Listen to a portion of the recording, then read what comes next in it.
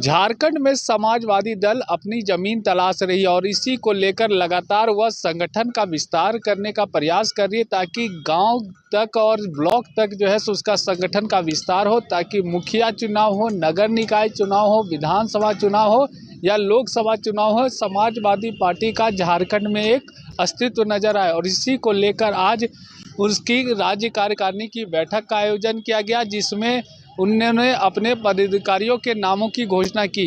मौके पर क्या कुछ कहा गया, आइए आपको सुनाते हैं। नए साल का मिलन है या पार्टी अच्छा काम करे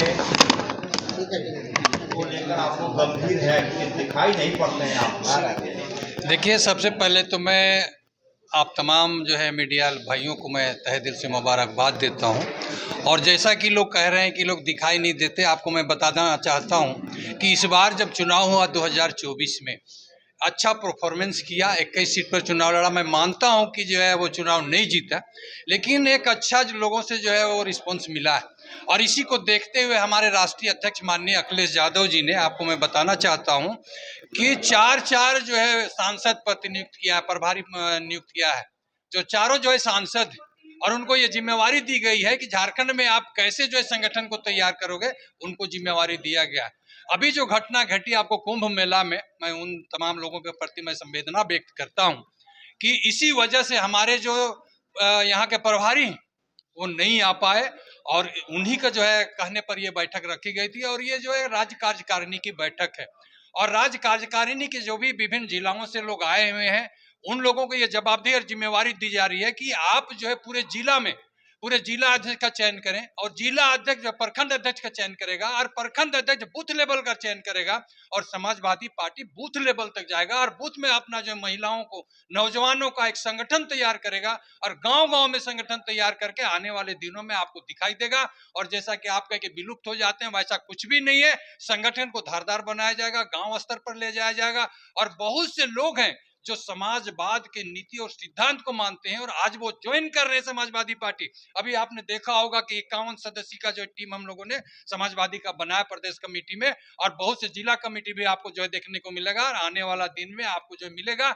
और जहां तक झारखंड की बात है, झारखंड की मसले में हमारे जो राष्ट्रीय अध्यक्ष हैं बहुत ही सेंसिटिव हैं, और बहुत ही जो है सोचते हैं झारखंड के बारे में। आप लोगों ने देखा होगा कि 28 तारीख का जो हेमंत सोरेन जी का शपथ ग्रहण था, उसमें हमारे राष्ट्रीय अध्यक्ष अखिलेश जी आए थे, और उन्होंने कहा है कि झारखंड में जिस भी पार्टी को अगर राज्य करना है तो वो झारखंडी का बात करेगा, और जब तक झारखंडी की बात नहीं होगी तब तक कोई भी आदमी नहीं करेगा। तो यहाँ के लोगों से उनको सहानुभूति थी झारखंडियों से, इसीलिए जो हेमंत सोरेन के शपथ ग्रहण में हमारे जो राष्ट्रीय अध्यक्ष अखिलेश यादव वो आए, और उन्होंने अपना उपस्थिति दर्ज करा करके हम लोग को निर्देश दिया। झारखंड में आपका नंबर 1 दुश्मन कौन है?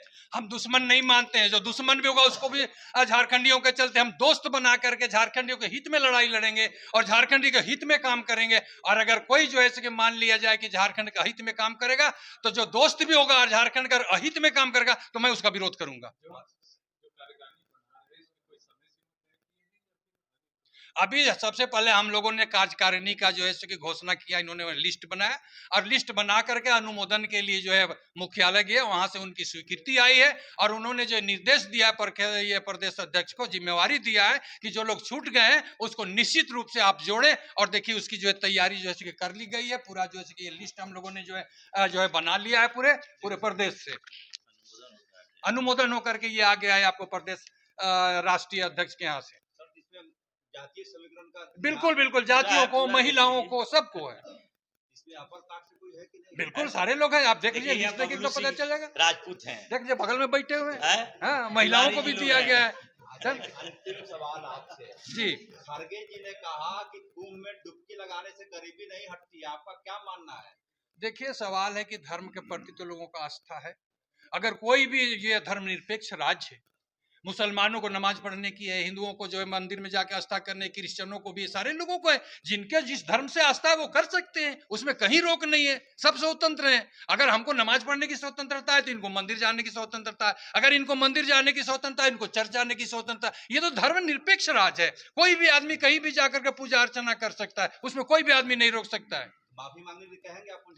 नहीं, माफी हम मांगने की तो नहीं कहेंगे, लेकिन जो आस्था है वो आस्था को बरकरार रखने का जो है ये प्रयास करना चाहिए आदमी को।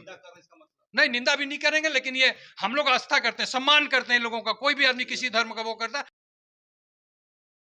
इसमें कोई डाउट नहीं कि झारखंड में आप लोगों की सेहत थोड़ी कमजोर है। आप लोगों को हम अपने ओर से और समाजवादी पार्टी की ओर से नया साल के शुभ अवसर पर आप लोगों को बहुत बहुत बधाई हम देता हूं। आज ये जो मीटिंग हो रही है इसका हमारा कार्यकारिणी की घोषणा है और माननीय राष्ट्रीय अध्यक्ष जी हमको पूरे कमेटी की जिम्मेवारी दिए हैं कि झारखंड में पार्टी को मजबूत करना है, गांव तक जाना है और पूरे जिला अध्यक्ष से लेकर जितना तरह के हमारे पार्टी का कमेटी है उसको मजबूत करने के लिए आज नई कमेटी की घोषणा की है। बीच में हम लोग चुनाव लड़े थे, बहुत साथी जुटे हैं, बहुत साथी चले गए हैं, तो सभी को नया पुराण करके और इस पार्टी को आज माननीय राष्ट्रीय अध्यक्ष जी हमारे कमेटी बना उसको अनुमोदन करके भेजे हैं। आप लोगों को बीच में हम देंगे, उसी के घोषणा की है। सभी अपने कार्यकारिणी के लोगों को बुलाए हैं कि पार्टी को मजबूती से हमको झारखंड में अभी तत्काल मेयर के चुनाव आ रहा है, हमारे जो भी चुनाव होगा माननीय राष्ट्रीय अध्यक्ष जी जिम्मेवारी दिए, इसके लिए सभी को बुला कर दिशा निर्देश देंगे और झारखंड में पार्टी मजबूत करना है।